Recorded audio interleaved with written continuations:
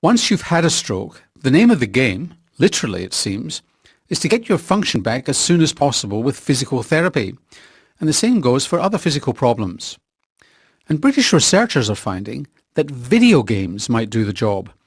Janet Eyre is Professor of Paediatric Neuroscience at the University of Newcastle in the UK.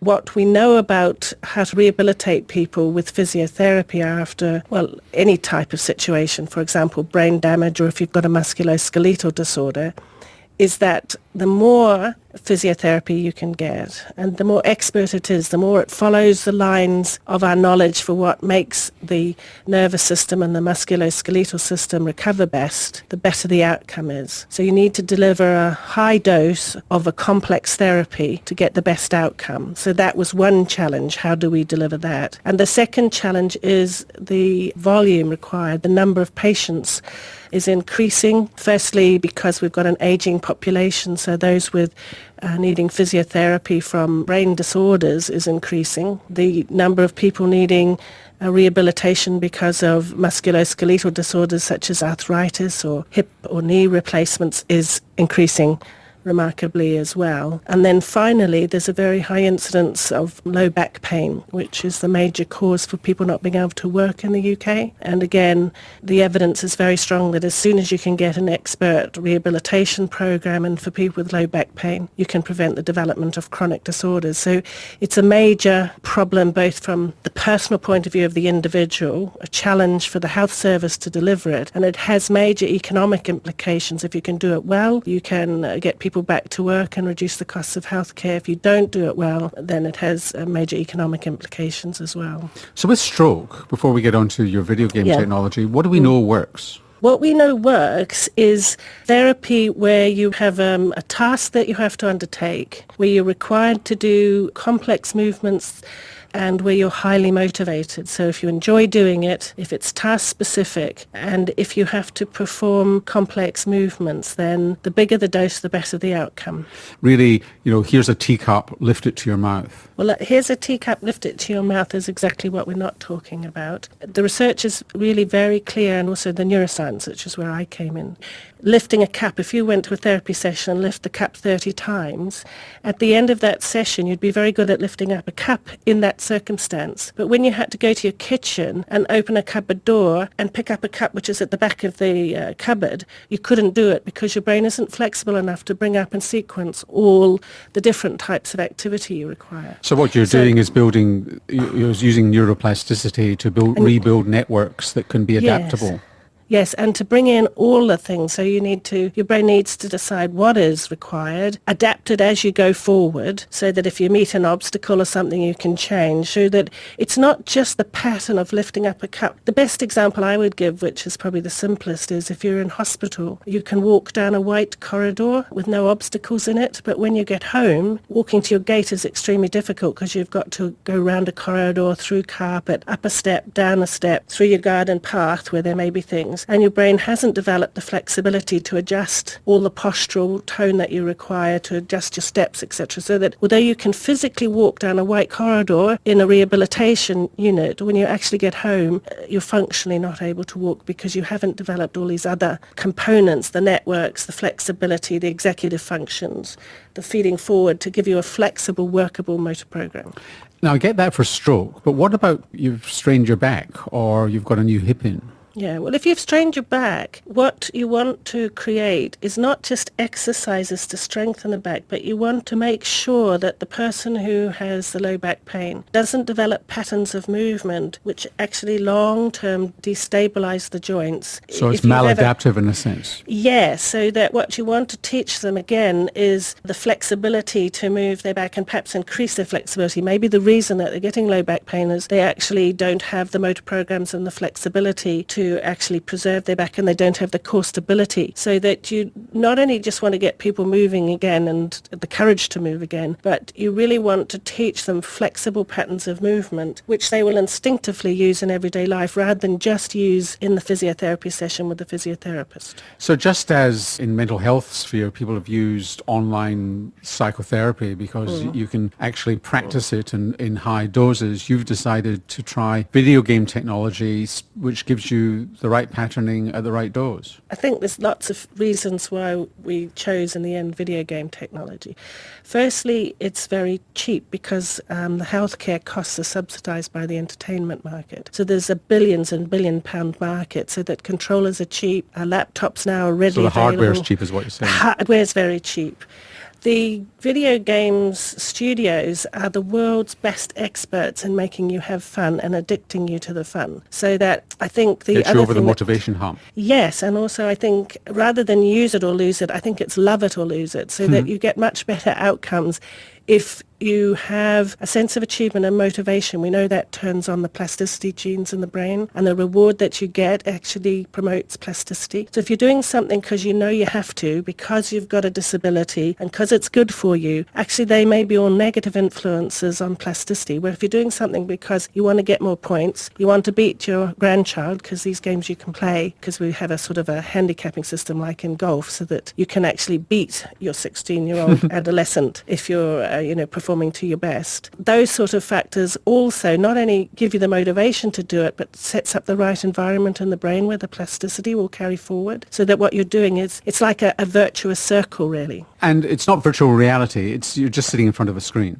No, video games really do create virtual reality, and you can actually now cheaply get 3D if you want to, but it's 2D virtual reality. We can use a range of different controllers. If we really want a highly sophisticated therapy program, let's say for upper limb, to improve upper limb control in people who have moderate disability of the upper limb, we're using some controllers which use magnetic fields, and we can pick up in every 10 milliseconds not only your exact position in space, X, Y and Z, but your orientation as well, so the quaternions. And so we can be highly sophisticated in terms of not only requiring you to do a very difficult movement and know whether you've done it very quickly and easily while you're playing a video game. You don't know the technology behind it, but we can also get a lot of information about how steady your movements are, how accurate your movements are, how synchronous you are between your two limbs. So is this something like a Wii, where you play virtual sport? Just describe what happens with somebody with a stroke. What do they do? It's not like a Wii, in that the Wii only measures acceleration. So that with these controllers that we're using, we can measure your exact position in space every 10 milliseconds. But it's something that you just pick up, and it's a commercial game controller.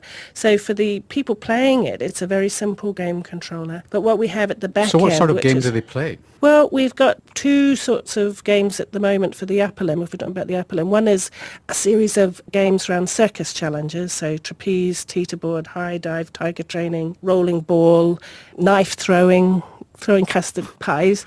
They're really good fun, and you get lots of points for doing that. And then the other one is wizard games, so you do spells and other things. So you can imagine each of those. And what we do is we dissociate the movements that are required from what is actually happening in the game, so that, say in our juggling, the movements that we require are intuitively to do with juggling, so they involve the elbow, the wrist and hand orientation, but it isn't one-to-one matched, so that if you perform a move correctly, the juggler does tricks and you get points, but it enables a therapist to decide what moves of the elbow, wrist and hand they put into your individual therapy program, so we can individualize it. So you encourage the juggling to meet the needs of the person? Yes, we have a library maybe of 60 potential moves you could put in there. You can still manage your patient, but the patient would see nothing different. They would just see these moves coming up. They did them, got tricks, got points. So it still needs a therapist to be involved? No, we don't.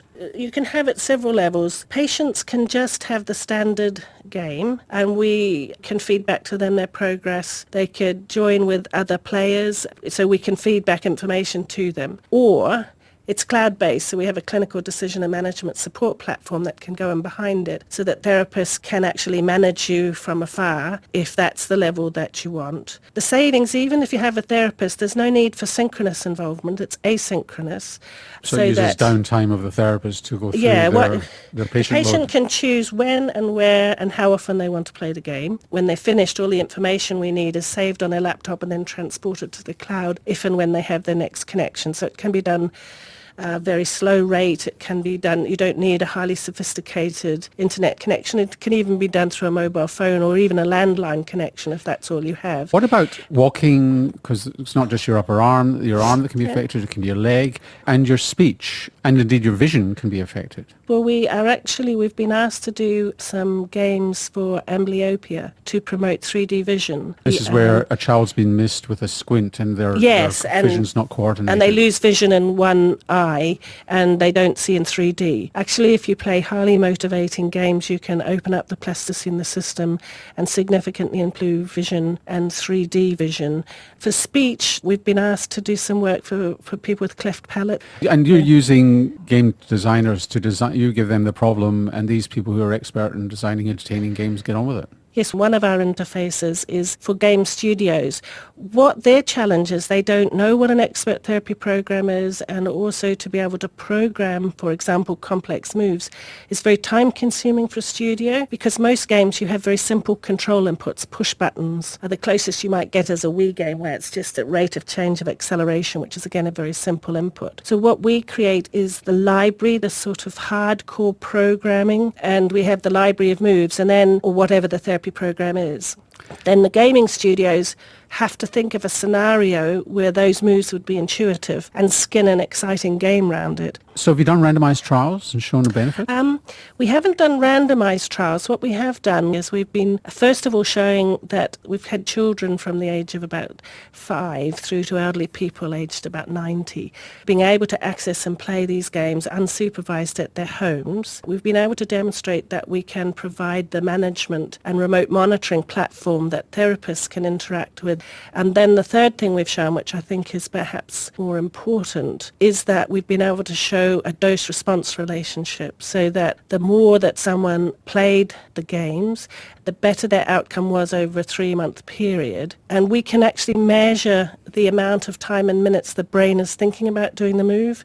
If you take that therapy log and relate it to their outcome over 3 months, it's a very, very strong predictor. And just give me a story of the sort of difference it practically makes, because you can have all these neuropsychological and neurophysiological measures in the world, but they don't make a difference to anybody in real life. Well, what we've been doing for the upper limb in particular, we have strong evidence. You can measure how much someone is using their affected side in everyday life. If you put a couple of activity bands, these sort of bands that you have now for running, etc., you can actually measure how much of the ratio of the use of one limb against the other.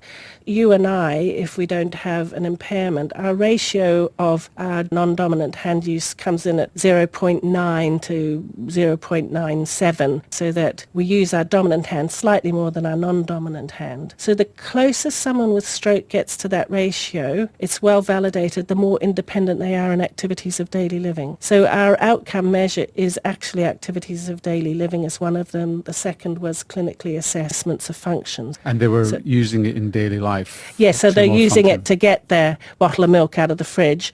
And what complications or side effects have you noticed? We were monitoring quite closely for that. One of the issues we're looking at, if we got people to use their arm a lot more, particularly, we asked them only to play the games for about half an hour a day, but if they were being forced to use a limb for half an hour a day that they hadn't used very much, would they get, for example, shoulder pain, shoulder subluxation, any sort of joint pain?